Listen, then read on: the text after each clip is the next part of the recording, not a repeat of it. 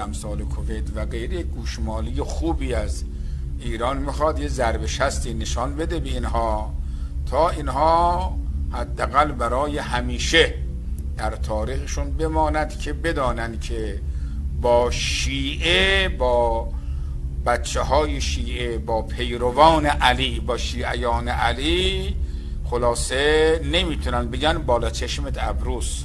همین 4 تا بچه شیعه در اون جنگ 33 روزه سومین ارتش مقتدر دنیا را به زانو در آورد. شما که اصلا عددی نیستید.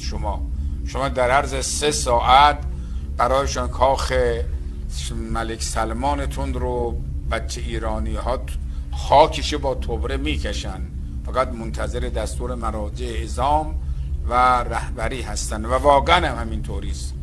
یعنی حتی اگر همچه چیزی باشه جزء کسانی که در خط مقدم باشه ما خودمون شبکه رو رها میکنیم میریم اونجا. یعنی واقعا جهاد کردن علیه آل سعود عین همون جهادی است علیه قریش در جنگ بدر، در جنگ احد، در جنگ احزاب، در قضیه کربلا با سپاه یزید. یعنی هیچ تفاوتی ندارد.